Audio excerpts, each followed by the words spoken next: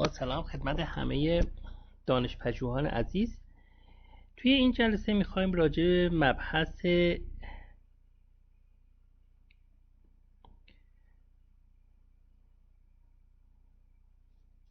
انواع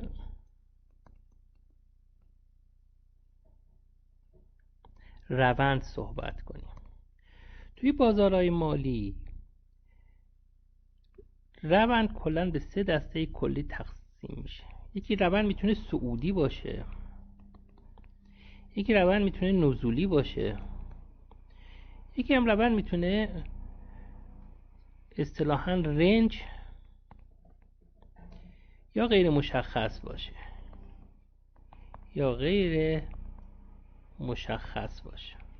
که حالا راجع به هر کدوم جداگونه میایم و صحبت میکنیم. ببینید توی روند صعودی به این صورت هست که قیمت با زمان افزایش پیدا میکنه و یه چنین حرکتی رو میتونه انجام بده. دقت داشته باشید که این حالا خطوطی که ما میکشیم خودشون باز متشکل از یک سری خطوط بالا پایین هستن، یعنی چیزی نیست که حالا الزاماً مثل همین چیزی رو که من اینجا کشیدم باشه. میتونه مقادیر بره بالا، میتونه مقادیر بیاد پایین. به چنین روندی اصطلاحاً روند صعودی میگیم. مشخصه روند صعودی چی هست؟ این هست که در روند صعودی میبینید که یک سری سقف هایی داریم که سقف بالاتر داریم، یا یک سری کف هایی رو داریم که با گذشت زمان یک سری کف های جدیدی رو در بالا برای ما ایجاد میکنه. به چنین روندی ما میگیم روند صعودی. البته دقت بکنید که خود روند صعودی باز میتونه روند صعودی قوی باشه، مشابه همین چیزی که من کشیدم، یا ضعیف باشه. توی روند صعودی قوی به این صورت هست که میبینید که اگر که من اولین سقف و دومین کف رو در نظر بگیرم، اینا هیچ گونه همپوشانی با هم دیگه ندارن. یا برای بقیه سقف و کف ها به عبارتی توی یک ناحیه اصلاحی که ما داریم که این ناحیه رو اگه اصلاح بگیریم، خب و این ناحیه رو در واقع ناحیه اکسپنشن در نظر بگیریم، اینا هیچ گونه همپوشانی با هم ندارن. اما روند میتونه یه روند ضعیف باشه، یعنی مثلا مشابه این چیزی که حالا من اینجا الان دارم باز براتون رسم میکنم، یعنی قیمت میاد بالا، میاد پایین، میاد بالا، میاد پایین و الی آخر. خب این روند هم یه روند صعودی هست، اما روند صعودی که اینجا ما داریم یه روند صعودی ضعیفه.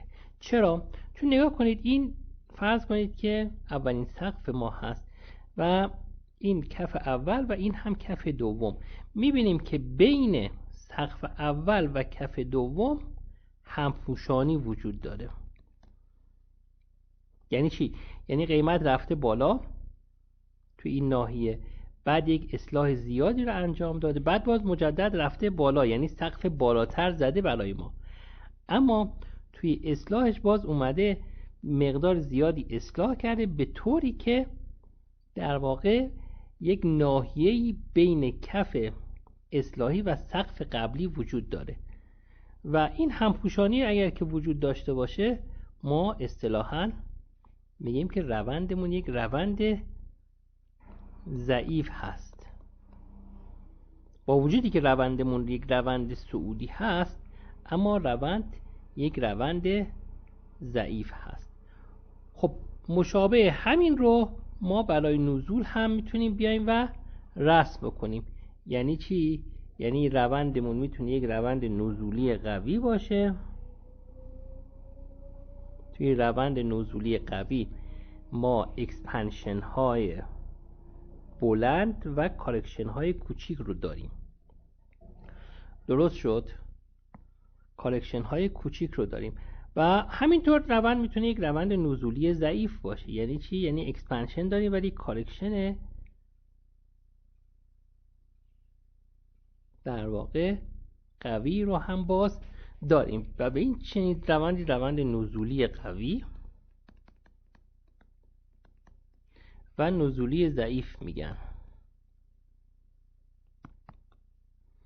روند نزولی قوی و نزولی ضعیف میگن. یعنی اگر که ما بیایم فرض کنید مثلا دارم میگم این کف رو در نظر بگیرید، این کف و این سقف، میبینیم که این سقف با این کف هیچ گونه همپوشانی نداره، بنابراین این یک روند نزولی قوی هست. اما اینجا این سقف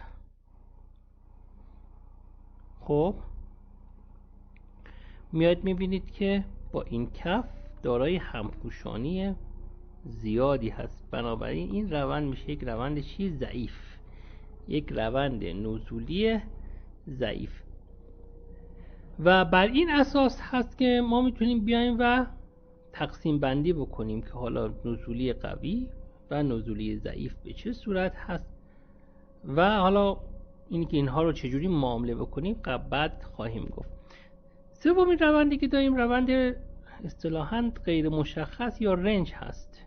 یعنی به چه صورت؟ یعنی مثلا روندی که داریم به این صورت یک سری بالا پایین هایی رو میزنه، حالا خیلی مشخص نیست که داره به سمت بالا حرکت میکنه یا به سمت پایین حرکت میکنه.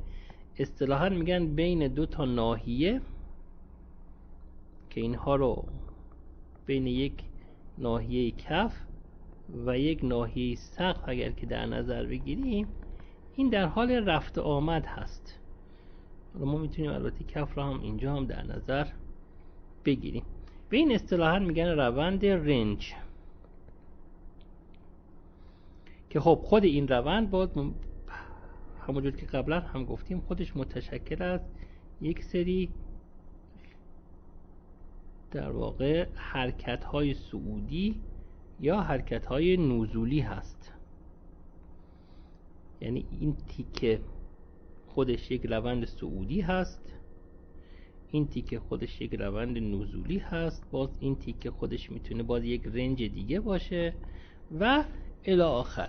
یعنی در دل یک حرکت رنج باز ما میتونیم حرکت‌های صعودی یا نزولی متفاوتی رو داشته باشیم که حالا اینی که اینها رو چجوری معامله بکنیم ما توی آینده راجع بهش صحبت خواهیم کرد و بر همین اساس خواهیم گفت که ما به چه صورت میتونیم بیایم و اینها رو معامله بکنیم.